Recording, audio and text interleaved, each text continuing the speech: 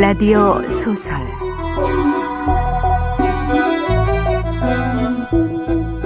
세계 명작선 카프카 원작 변신 첫 번째 시간입니다.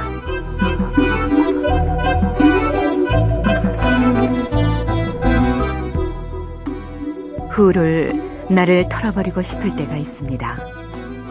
때로는 자신이 싫어서 혹은 두 어깨를 누르는 무거운 삶이 힘들게만 느껴질 때 우리는 변신을 꿈꿉니다. 여기 한 남자가 있습니다. 그는 가족의 안위와 행복을 위해 누구보다 열심히 일했습니다.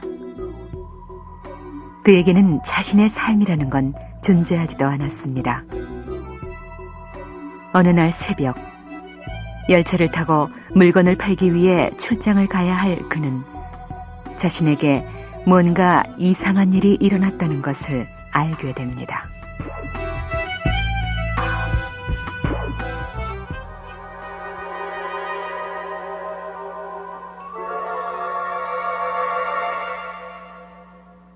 어느 날 아침, 그레고르 잠자는 불안한 꿈에서 깨어났을 때 자신이 한 마리의 흉측한 벌레로 변해 있는 걸 발견했다. 그는 장갑차처럼 딱딱한 등을 아래로 하고 벌렁 누워 있었는데 고개를 약간 들자 아치형으로 부풀어 오른 갈색의 배가 보였다. 배 위엔 몇 줄기의 골이 져 있고 골 부분은 움푹 들어가 있었다. 불룩한 배에 걸쳐있는 이불은 금방이라도 미끄러져 내릴 듯 간신히 걸려 있었다. 이게 뭐야? 무슨 일이 생긴 거지? 대체 어떻게 된 일이야? 내가 꿈을 꾸고 있는 걸까?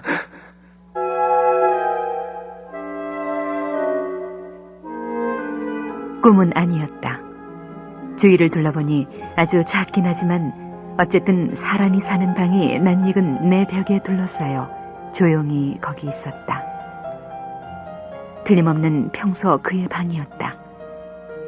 그레고르는 창밖을 보았다.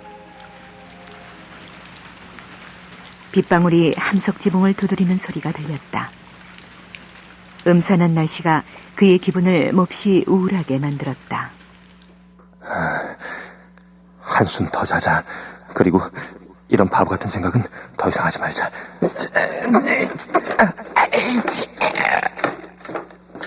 그러나 그건 전혀 불가능한 일이었다. 그레고르에게는 오른쪽으로 돌아 누워 자는 습관이 있었는데 지금의 몸으론 오른쪽으로 눕는다는 게 불가능했기 때문이었다. 아무리 오른쪽으로 돌아 누우려 해도 몸이 좀 흔들리다 결국 위를 향해 누운 자세로 되돌아오기만 했다. 100번도 더 시도했다. 그동안에도 눈은 감은 채로였다. 눈을 뜨면 허우적대는 수많은 다리를 보지 않을 수 없기 때문에. 갑자기 옆구리 근처에서 지금까지 경험한 적이 없는 약간 둔중한 고통이 느껴지기 시작했다. 하는 수 없이 오른쪽으로 돌아 누워 자려던 노력을 그만뒀다. 제 얘기를 어째서 난 이렇게 힘든 직업을 선택한 걸까? 날이면 날마다 여행 중이라니 정말 힘들어. 게다가 사람을 사귀는 일도 그렇지 1년 365일 늘 새로운 사람을 만나는 통에 정말로 친하게 지내는 사람은 하나도 없어. 정말 지긋지긋한 일이야. 배 위가 좀 가려워져서 머리를 좀 더 높이 쳐들려고 들어누운 채 몸을 침대 손잡이 기둥 쪽으로 밀고 올라가서 보니 가려운 곳이 보였다. 거긴 무엇인지 알 수 없는 조그만 반점들로 뒤덮여 있었다. 한쪽 다리로 그 자리를 만져보려고 했다가 얼른 다리를 움츠렸다. 살짝 건드리니 소름이 쭉 끼쳤던 것이다. 너무 일찍 일어나서 바보가 돼버린 거야. 사람은 잠을 잘 자야 돼. 다른 외판원들은 마치 후궁의 궁녀들처럼 지내고 있잖아. 내가 주문받은 걸 정리하려고 숙소로 되돌아오면 그 양반들은 그제서야 아침 식사를 하지 않아. 만약 내가 그런 짓을 하면 사장은 날 당장에 쫓아낼 거야. 하기야, 날 위해서는 쫓겨나는 편이 더 나을지도 몰라. 부모님 때문에 꾹 참는 거지. 그렇지 않았더라면 벌써 사표를 냈을 거야. 하긴 전혀 희망이 없는 것도 아니지. 부모님이 진 빚만 다 갚는다면 말이야. 5년이나 6년 후에 일이 되겠지만 난 꼭 해내고 말 거야. 그건 그렇고 일어나야 돼. 기차가 5시에 출발하니까. 그는 옷장 위에서 째깍거리고 있는 자명종 시계를 봤다. 6시 반이었다. 자명종이 울리지 않았단 말인가. 정각 4시에 울리게 맞춰놓은 건 침대에서 보아도 알 수 있다. 틀림없이 울리긴 울렸을 것이다. 그렇다면 방 안 가득히 울리는 종소리에도 편안히 잠을 잤다는 게 있을 수 있는 일인가. 그러나 그는 밤새도록 편안하게 잘 잔 것만은 아니었다. 편안히 자지 못했기 때문에 시계가 울린 뒤에 더욱 정신없이 골아떨어졌는지도 모른다. 다음 기차는 7시에 있으니 그 시간에 맞추려면 미친 듯이 서둘러야 할 텐데 견본꾸러미도 아직 챙기지 못한 데다 도무지 몸도 개운치 않고 잘 움직일 수 있을 것 같지가 않았다. 하긴 어찌어찌해서 간신히 기차를 탈 수 있다고 해도 사장의 불벼락을 피할 수는 없을 거야. 몸이 아프다고 해볼까? 그러나 그건 더 의심을 살 만한 짓이다.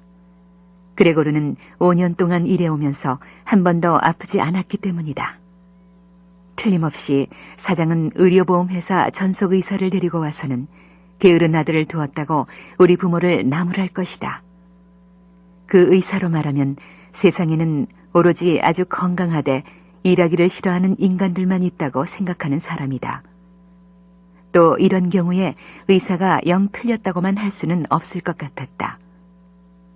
그레고르는 실제로 잠을 자고 난 후에 정말 쓸데없이 더 졸리는 상태를 제외하면 아주 건강했고 심지어 배가 몹시 고프기까지 했다. 그가 이런 생각들에 빠져 있다가 이제 잠자리에서 일어나야 되겠다고 결심했을 때 조심스럽게 문을 두드리는 소리가 들렸다. 그레고르, 6시 45분이다. 안 떠날 거니? 네, 어머니. 벌써 일어났어요. 그레고르는 대답하는 자신의 목소리를 듣고 깜짝 놀랐다. 착오의 여지 없이 자기의 이전 목소리인데 바닥에서 울려오는 듯 억누를 길 없는 고통스러운 찍찍거리는 소리가 섞여서 그 말들은 듣고 있는 상대방이 이쪽 말을 제대로 알아들을 수 있을는지 의심스러울 정도였다. 출입문이 나무문이어서 그레고르의 목소리가 변한 것을 밖에선 알아차리지 못하는 것 같았다. 이 짧은 대화로 다른 가족들은 이미 떠났으려니 했던 그레고르가 아직도 집에 있다는 사실을 알게 되었다. 아버지가 옆문을 가볍게 그러나 주먹으로 두드렸다. 그레고르야, 너 도대체 어떻게 된 거냐? 응? 오빠, 어디 아파요? 무슨 일이 생겼나요? 이제 다 됐어요. 그레고르는 양쪽을 향해서 한마디 한마디 신중하게 발음을 하고 말과 말 사이에 길게 간격을 두어 자신의 목소리가 이상하게 울리는 것을 막으려고 애썼다. 오빠, 문 열어줘. 제발 문 좀 열어봐. 아버지는 다시 아침 식사를 하려고 되돌아갔으나 누이 동생은 아직 문 뒤에 서서 문을 열어달라고 애원했다. 그러나 그는 문을 열 수 없었다. 오히려 여행 중의 습관대로 밤에 모든 문의 빗장을 걸어둔 걸 다행으로 여겼다. 우선 그는 조용히 방해받지 않고 자리에서 일어나 옷을 입고 무엇보다 아침을 먹고 그리고 나서 그 다음 것을 생각해 보려고 했다. 침대에 누워 있어서는 아무리 곰곰이 생각해봐도 신통한 결말이 나지 않으리라는 것을 알아차렸기 때문이다. 누운 자세가 불편했던 데서 비롯한 듯한 가벼운 고통을 느꼈던 기억이 나는데 일어나 보니 착각이었음이 드러났다. 그러자 그는 자기가 오늘 아침에 한 공상들이 점차 어떻게 풀려갈지 잠옷 흥미로웠다. 목소리가 변한 건 심한 감기.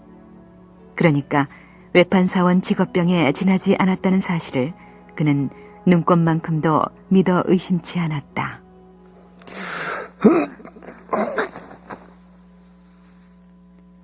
이불을 걷어내는 일은 간단해서 숨을 쉬어 배를 조금 부풀리자 이불은 저절로 떨어졌다.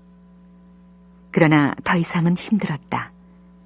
그의 몸이 워낙 심하게 널쩍했기 때문이었다. 몸을 일으키려면 손과 발이 필요한데 그에게는 손과 발 대신 끊임없이 가지각색으로 움직이는 데다가 그가 제어할 수도 없는 수많은 작은 다리가 있을 뿐이었다.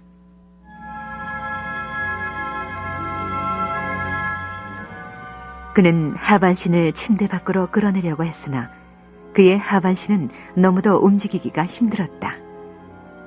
하반신을 움직이는 일은 시간이 걸렸고 아주 어려웠다. 끝내는 있는 힘을 다해서 거칠게 몸을 앞으로 밀어붙이다가 방향을 잘못 잡아서 침대 다리 쪽 기둥에 심하게 부딪히자 불에 데인 듯한 아픔이 느껴졌다.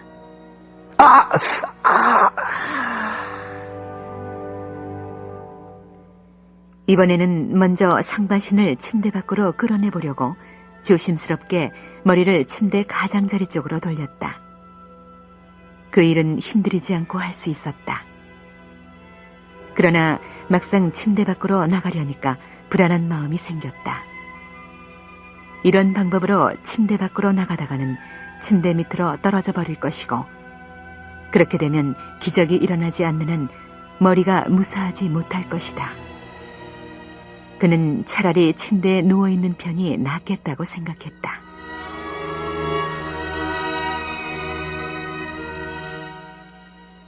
그는 온갖 애를 쓴 후에야 한숨을 쉬면서 본래 자리에 누워 자신의 작은 다리들이 한층 환한 듯 서로 얽혀 허우적거리는 걸 보며 이 제멋대로의 움직임을 진정시키고 가다듬을 길이 없음을 발견하자 그는 다시 스스로에게 말했다.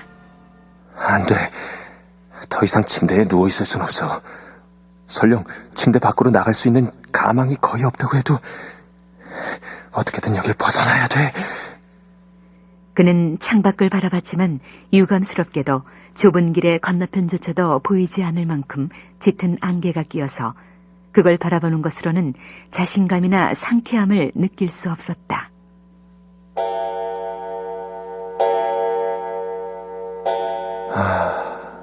벌써 7시구나. 7시인데도 저렇게 안개가 끼어있다니. 7시 15분까지는 무슨 일이 있어도 일어나야 돼. 하여간 그때까지는 침대에서 빠져나가 있어야 된다고. 그때쯤이면 내가 왜 열차를 타지 않았는지 물어보려고 회사에서 사람이 올 거야. 회사엔 7시 전에 출근을 하니까. 참... 그는 완전히 균형 잡아 몸을 옆으로 흔들면서 침대 밖으로 그네 타듯 몸을 요동쳐 밀어내려고 했다. 이런 식으로 몸을 침대 밖으로 떨어뜨리고 머리는 떨어질 때 번쩍 쳐들 작정이니 아마 다치지는 않을 것이다. 등은 딱딱하니까 양탄자 위에 떨어지면 아무 일이 없을 것이다. 그가 가장 염려하는 것은 뭐니 해도 떨어질 때 틀림없이 나게 될 요란한 소리였다. 그레고르는 몸을 절반쯤 침대 밖으로 내밀었을 때 누군가 조금만 도와주면 얼마나 간단할까 하는 생각을 했다. 이미 그의 몸은 조금만 세게 흔들었다가는 더 이상 균형을 유지하기 어려울 만큼 내밀어져 있었다. 우물쭈물할 틈이 없었다. 앞으로 5분 후면 7시 15분이다. 바로 그때 현관에서 벨이 울렸다. 누구세요? 회사에서 온 거야. 분명해. 어쩌지? 이 일을 어떻게 해? 하녀가 힘찬 걸음걸이로 현관으로 걸어나가 문을 열어주었다. 안녕하십니까? 예, 누구시죠? 아, 예, 혹시 그레고르 씨... 그레고르는 방문객의 인사말 첫마디만 듣고도 누구인지 알았다. 지배인이었다. 어찌하여 그레고르는 조금 지각만 해도 형편없이 큰 혐의를 받는 회사에 고용되어 일하도록 되어 있었단 말인가. 도대체 직원들이 죄다 건달들 뿐이란 말인가. 왜 지각을 했는지 물어보게 하려면 사원을 하나 보내는 것으로 충분하지 않겠는가. 꼭 지배인이 몸소 와서 이 수상한 사건을 수사하는 데는 오로지 지배인의 분별밖에는 믿을 게 없다는 걸 아무 죄 없는 식구들에게 보여줘야만 한다는 말인가. 그레고르는 힘껏 침대에서 몸을 굴려 뛰어내렸다. 확고한 결단에서가 아니라 이런 생각에 흥분해버렸기 때문이다.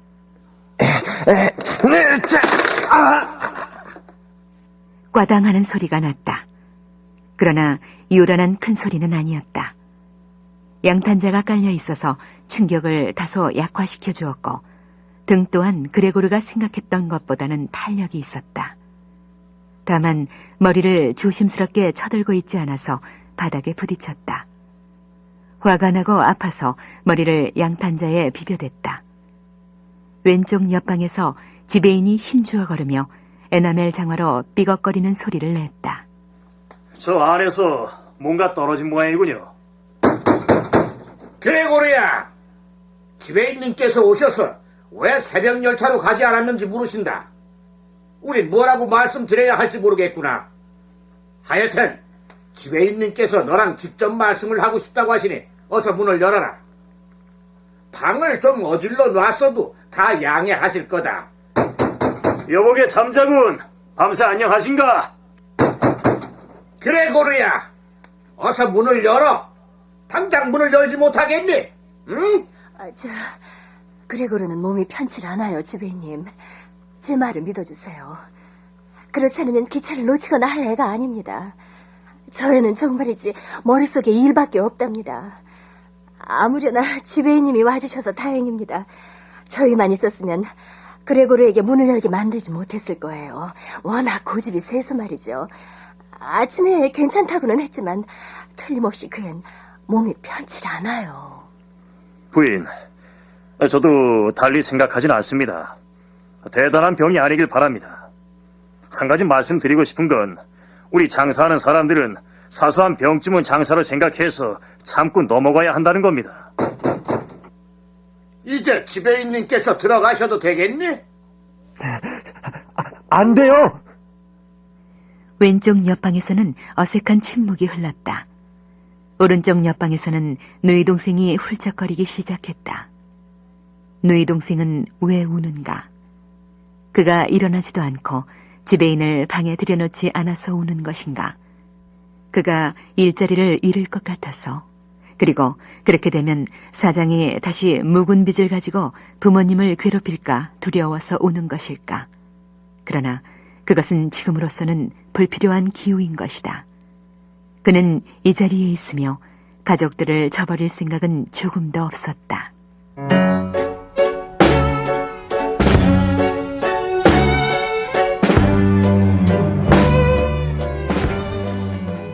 출연 이환호, 이남희, 하성룡, 장은숙, 박웅선, 이주희, 해설 최성우, 기술 이종풍, 효과 이용문, 김성열, 음악 박희준, 이어피 연출 정진아 극본으로 카프카 원작 변신 첫 번째 시간이었습니다.